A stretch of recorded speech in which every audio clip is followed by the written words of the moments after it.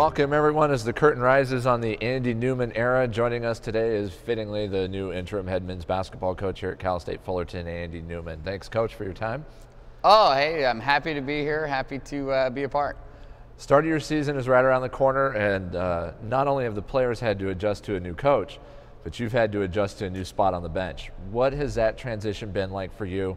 What new responsibility has been the most difficult? What part has been the most fun? Yeah, most difficult has been just being able to delegate all the new responsibilities. You know, as an assistant, you take pride in not having to let, other people do your job for you. And so, you pride yourself in competency and doing everything on your own. And then now as a head coach, that's been a big change because now the responsibilities have broadened and now the whole program is under you, so you have to delegate. So that was a new challenge for me. Took me a while to get the hang of that. The most fun is just being on the court with the team. That's been obviously, getting out there, getting in with them, getting your hands dirty, getting able to coach them and interact with them on a daily basis is by far the most fun part of the move over. And you can tell by the look on your face, you're excited. You're fired up for this year. Yeah, I am really excited. I mean, these are great guys. They're really fun to be with. Those 2 hours that we spend a day in that gym together practicing are by far the most fun 2 hours of the day. At least for me. Yeah, I don't know what they would say, but for me, it's great. And I just love getting to interact with them, coach them, teach them, all those things. Obviously very, very excited. You've had a few weeks to work with this group. What are your impressions so far, and what has been perhaps maybe the biggest surprise? They're really fast. They're really fast, and a lot more athletic than I thought. We're small. We're actually some might say tiny at a lot of positions, but we're really athletic, and that has been one of the things that's been the biggest surprise is watching guys like Alex Harris, who's 6'2", play a lot bigger because he's an above the rim guy. He's really athletic. Same things with James Douglas. He can't be much more than 5'9", but boy, he's every day in practice he's catching an alley-oop dunk or doing something and playing a lot bigger than he is. So that's been probably our biggest surprise, just how fast and athletic those guys really are when you really get down to it and watching them in person and getting through and watching them in a 5-on-5 setting. They are really fast and really athletic. A few weeks ago, we got to stick a microphone on you and let fans and followers get a nice little peek inside one of your practices. A lot of enthusiasm, a lot of energy. There's a new vibe in that gym. How is that attitude and what you're building in practice going to translate into game situations, say with like a minute left and you guys need to stop?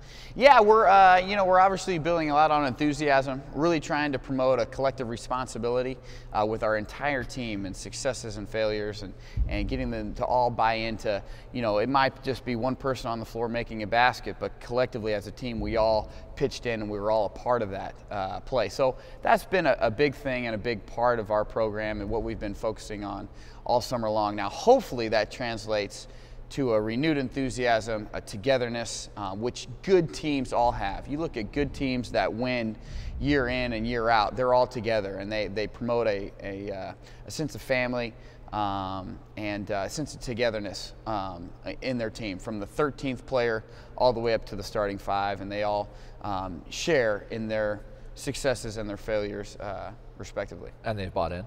Yes, they have, so far, but we haven't played a game yet, Jay, so it's easy to be bought in when you're undefeated. So.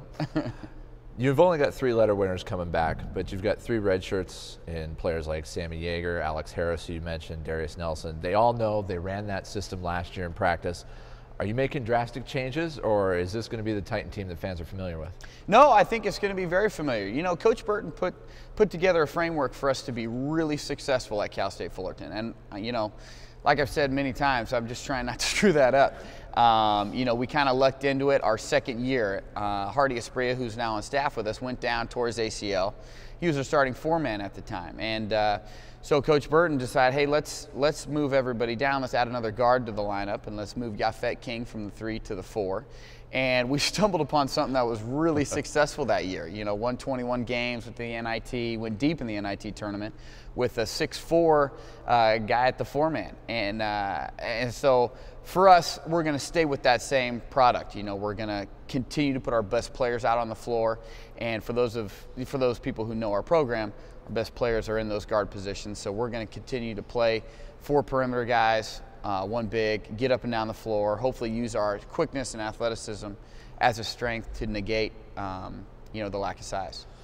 Well, that segues in perfectly. This is a perimeter-heavy group. You're a little thin inside, but you've got some bodies in there. How do you try and balance out that disparity with all your guards and you know, still keep it balanced so the posts get their touches and get their points inside? Yeah, well, you know, a lot of the stuff that we do, you know, is very perimeter-oriented with penetration, with coming off of ball screens, doing things like that, and there always has to be a good post presence. Otherwise, other teams will just kind of stay out on those perimeter guys and never guard them. So there is a balancing act, and one of the things we've really talked about with our perimeter guys is as they penetrate and as they come off the screen and roll, that their first option is always to the big guy, and then make reads off of that. So as guys penetrate into the paint, you know, and help comes to stop them, you know, you have to look at the big guy first and take a look at him and then go from there to the outside. So our look, you know, we'll get some balance scoring, and our big guys will definitely get a lot of touches in there. Any good team, you know, if you want to go where you want to get to, you got to have a post presence, and you got to score down in there. So we'll develop that, and we'll get those guys going. And we may play 4 guards, but that one big guy in there, he will get some touches, and he'll be you know, called upon to be a scorer. You have what perhaps could be one of, if not the best backcourt in the conference this season in seniors, DJ Seeley and Kwame Vaughn. We've all seen what they can do offensively with what they did last year. What kind of intangibles do they bring to this squad, and what kind of ceiling do those two have, if any? Well, I think the intangible thing they bring in is just their toughness, you know, and their experience. They're seniors. This is their final year of college. They've been through, you know, each of them, they've been through the college season 3 times prior, some of them at Fullerton, some at other schools. So they bring a lot of experience and a lot of toughness in that area. And I think age and maturity, all of that is really helpful for these young guys that are coming in, so they can kind of be role models to them as to how to act during times of adversity, because that's really what defines your team and how far you're going to go is how you act when adversity hits. And those 2 guys have been through it. They're mature. They know what it feels like to get to be at Long Beach State and have them go on an 8-0 run, and not to panic and fold up shop, but to stay the course and you know, show some toughness in that. So that's going to be what those 2 guys really bring to this team, intangible wise. One of the keys to your success this season may be just how well John Underwood has developed in the offseason. Where is he at this point in the season, and what kind of improvements have you seen him make from last year to this year? Oh, he's coming along. He's coming along. He's added about 20 pounds. So, you know, he's still really thin, and that's always going to be John. He's one of those guys who can eat like a horse and never gain a pound. So he's put on some weight in the offseason, which has been great with his strength. But we expect good things for him. You know, he's long, he's bouncy. We've worked with him really hard all summer on not fouling. So hopefully that will translate into him being able to stay on the floor. I think he might have led the country in fouls per minute played last year. So we're hoping that will slow down a little bit, and he'll be able to stay on the floor, because you know, he's a big-time presence for us, and as long as he's not in foul trouble, he'll really help us. Of the new faces on this year's roster, who could be the biggest surprise? Well, I think Sammy Yeager and Alex Harris will both impact this year's team the most. I think Sammy Yeager's a very exciting player, very explosive offensively, very athletic as well. And then Alex Harris, his speed, he'll be one of the fastest guys on the floor at all times. And he can really push the ball when he's playing the 1. He'll also play off the ball at the 2 for us a little bit. He can shoot it, go by guys, and in the open floor, he's going to be really fun. He's a above the rim guy. He's going to do some exciting things for us in that area. He's without a doubt the most athletic guy on our team, and he'll show that. Let's talk schedule real quick. After an exhibition, you jump right into the fire playing at Stanford at Maples Pavilion. and then you've got 3 games in 3 days in Reno, and then you've got another trip to Seattle against Washington out of the Pac-12. You're going to learn a lot about this club real early. What kind of pressure, if any, does this place on your squad, and what do you hope they take from an early schedule like this?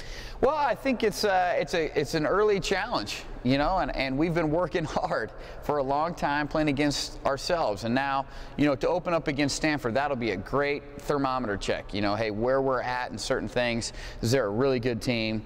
Going to be one of the top teams in the Pac-12, so it's going to, you know, those kind of things really expose where you're deficient. So coming right out the bat, we're going to get that. We're going to get that. So we'll see what we need to work on, and then playing another Pac-12 team in Washington, who will be, you know, one of the top 2 or 3 teams in that league as well.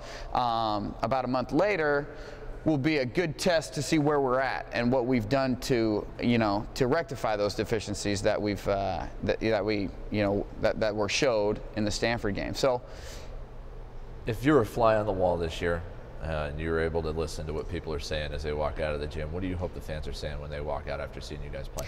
I hope that they say that as you know, those guys out there are together, they're enthusiastic, and they're having a lot of fun.